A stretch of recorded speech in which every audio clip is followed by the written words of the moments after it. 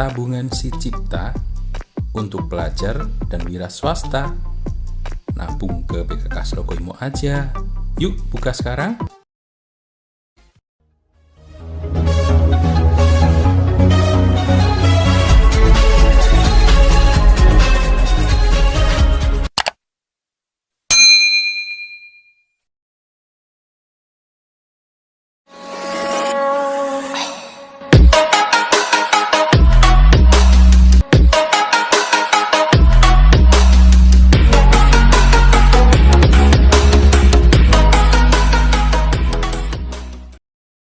Assalamualaikum warahmatullahi wabarakatuh.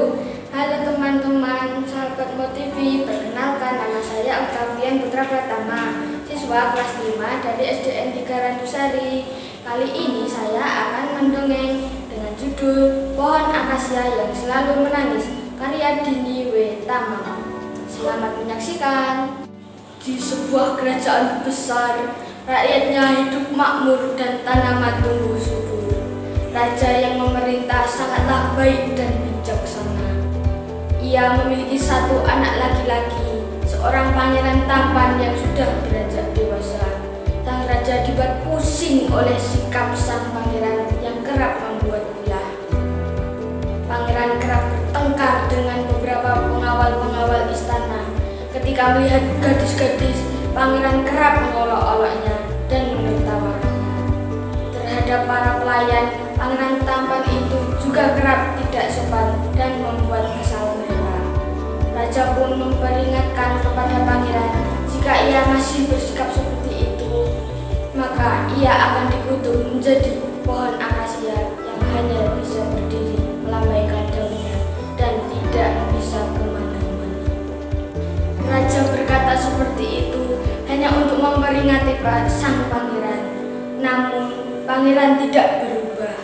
Akhirnya suatu hari, saat ia tengah berada di halaman belakang istana yang luas, ia melihat seorang gadis mengenakan selendang yang sudah buhal. Ia menutupi hampir semua wajahnya yang terpapar sinar matahari. Pangeran itu mengolok-olok gadis itu. "Hai gadis, mengapa kau menutupi semua wajahmu? Apakah wajahmu penuh dengan jerawat dan rambutmu penuh dengan kutu?" Ia pun tertawa terbahak-bahak. Gadis itu berlari menjauh seraya menangis. Pangeran yang masih tertawa tiba-tiba menghentikan tawanya. Kakinya menjadi kaku dan tubuhnya menjadi pohon akasia. Ia tak bisa bicara dan tak bisa berjalan, hanya berdiri dan melambaikan dahan tanpa ada orang yang memperhatikannya. Pangeran sadar perkataan ayahnya telah menjadi kenyataan. Kini ia telah menjadi sebatang pohon yang tak berdaya.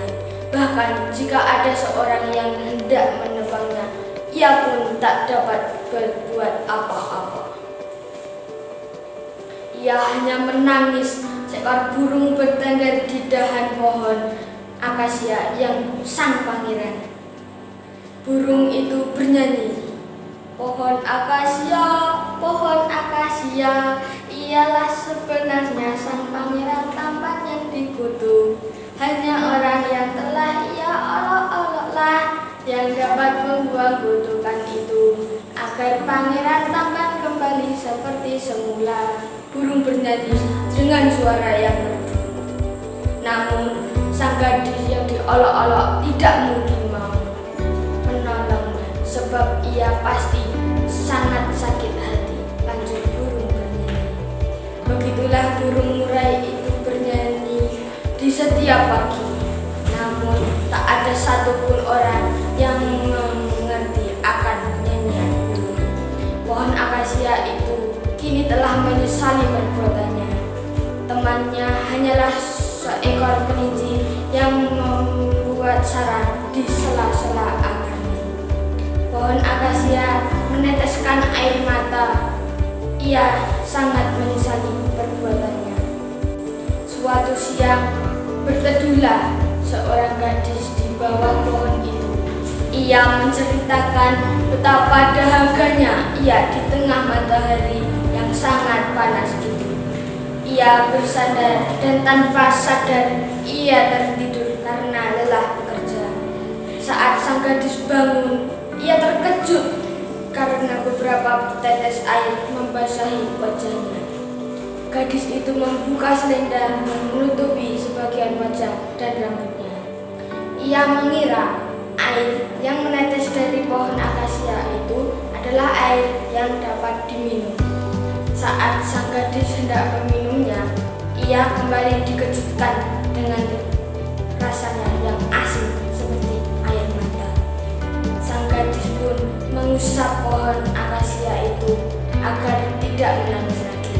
Selendang kumalnya berhasil menghentikan air mata yang mengalir dari pohon akasia. Saat itu juga pohon akasia itu berubah wujud menjadi pangeran tampan. Ternyata gadis yang berteduh di bawahnya adalah gadis yang pernah diolok-olok pangeran. Saat pangeran melihat wajah sang gadis dengan jelas, ia sangat mengagumi kecantikan sang gadis itu. Pangeran pun mempersunting sang gadis. Setelah itu, ia memerintah kerajaan dengan arif dan bijaksana. Pelajaran berharga yang dipetik pangeran itu telah mengubah sifat-sifat buruknya. Ia telah hidup bahagia dengan sang gadis yang kini menjadi permaisurinya. Sekian dongeng dari saya. Amalan yang bisa kita petik adalah hendaknya kita tidak boleh sombong dan tidak boleh saling mengolok-olok. Kita harus hidup rukun dan damai. Terima kasih. Salam TV, jendela informasi dan edukasi. Wassalamualaikum warahmatullahi wabarakatuh.